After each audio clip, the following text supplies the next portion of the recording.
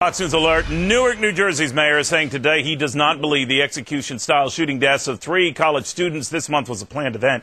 6 suspects have already been charged. 2 of them are illegals. So the question some presidential candidates are asking now is, should Newark, a sanctuary city, be cut off from federal funds? Washington has every right to do that. So far, it has not. Should it?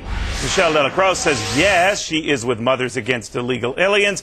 But Geraldo Rivera disagrees. He is host of, among others, Geraldo at Large. Elvira Arellano is cleaning out airplanes a year after 9/11 when we're having all the Americans dump out their jewelry. You make my point. You make my point. Elvira Arellano and the Elvira Arellanos of the world are not the people we should fear. The people we fear are the people who seek to attack us. Not the vast majority of these hard-working, otherwise law-abiding people. They're not hard-working. You know, you are pandering to them, and you are racist against the American citizen. All you do is you protect them. Well, why don't you let me finish? Are you going to let me finish? How did you get to be racist? Number one, why did you change your name from a name that was American to Geraldo Rivera? Because you're pandering. Michelle, that's absolutely untrue. No. Let me tell you something. You're talking about New York. Where are you from? Stop for a second. No, let me finish. I've got mothers that their children are being killed by illegal aliens that are being let go by police with sanctuary cities. Don't interrupt me. You know what, Geraldo? What you like to do is just like with your Al Capone safe thing. You make a big to-do about nothing, and ultimately there's nothing in it, Geraldo. At least you didn't blame my mustache. And this is a Fox News alert. Deported from here, a celebrity down there, Elvira Arellano, is now teaming up with lawmakers in Mexico City today to bash us for not passing more lenient immigration reforms. Is it time for us then to start bashing them? Reaction now from Republican presidential candidate, California Congressman Duncan Hunter. Congressman, what do you think of that? She was lighting up on us fast and heavy today. Well, Neil, I think she made a great case for building this border fence that I wrote into law last October, 854 miles across Arizona, New Mexico, and Texas. Well, the crackdown, meanwhile, on illegals is heating up in Atlanta as one sheriff takes the law right into his own hands. Jonathan Serre is there with the very latest. Hey, Jonathan. Hey, Neil. Illegal immigrants need to watch their step in Cobb County, Georgia. The suburban Atlanta community is partnering with federal immigration officials under Section 287G of the Immigration and Nationality Act. It authorizes deputies to check the status of prisoners they book at the local jail and detain illegal immigrants for deportation proceedings. Well, is a cop being sued by immigrant workers just doing this as his job? An immigration rights group is suing a police captain in Mississippi on behalf of some 30 Mexicans. They say that they were kidnapped. Police say that they violated their visas. With us now is Patricia Ice, an attorney representing the workers. The law says you come here to work for Company A for a fixed period of time. You work for Company A. Now, if you have problems with Company A, the law also allows you to complain to the Department of Labor, something that none of these gentlemen did. So they, in fact, were the ones who broke the law, right?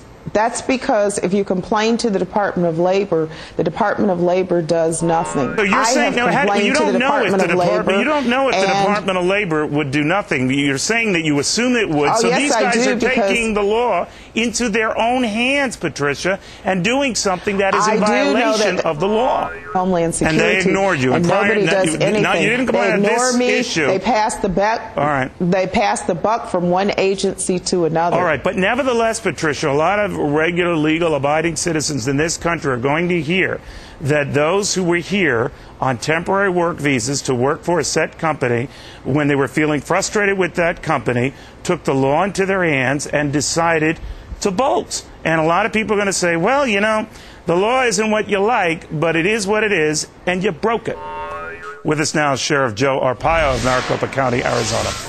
Very simple. These people violated the law. Now they're going after a police captain with all these Mickey Mouse charges. That's ridiculous.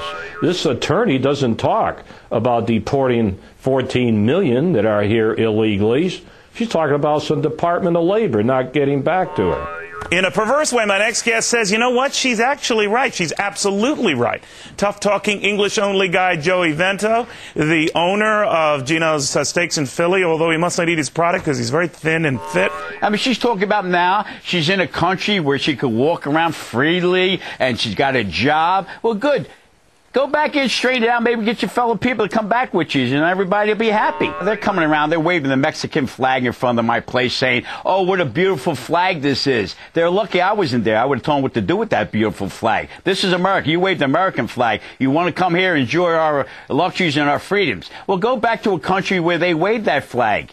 And go over there and fix what's broken there. Don't come in and try to get our system and break it. We have a beautiful system here. And they talk about you can't deport. No, get those buses and trains. I'll be the first one to help donate to get them on there. We have it 24/7. And you got to stop this because we have people that are waiting years. They pay their dues. I don't know what the cost factor might be, $5,000 to $6,000 to come in to get you started. Well, times that by 12 or $20 million. Look at the money we're losing there.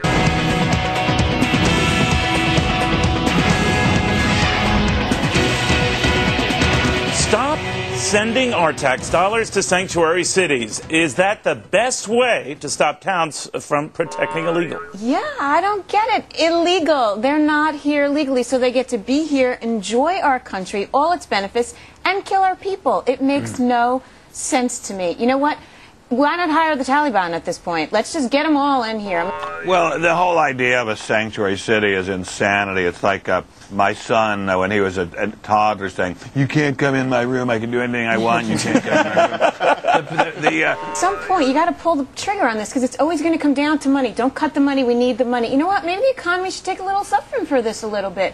Get these people out. You know, and the minute you get them out, they're going to be the first people to stand online to get back in legally because they know that this is where they want to be. So let's just get this over with already. And if the economy has to take a hit to it, then so be it. Also, to Laura's point, Laura, the cause and effect here, you're saying that immigrants are in these cities, so the reality is that these cities are welcoming them with open arms, warm welcome. They're making it easy for them. I think one of the things, to Gary's point, if we want the federal government to solve this, it would be great if we can do it at the local level. And one of the ways to get these local guys to get their act together is through the pocketbook. But Charles, the reality is a problem, and it has to be solved by enforcement and economics. Local cities are dealing with the problem that we've created federally on a national level by letting all these people come in and not finding them once they're here. Now, states like New Jersey, just this last week, in reaction to the Newark case, has said from the Attorney General, all indictable crimes, including drunken driving, does have to be pushed against this database from ICE. But that's only because they did it on themselves. New Jersey's saying they're not going to enforce that. Already,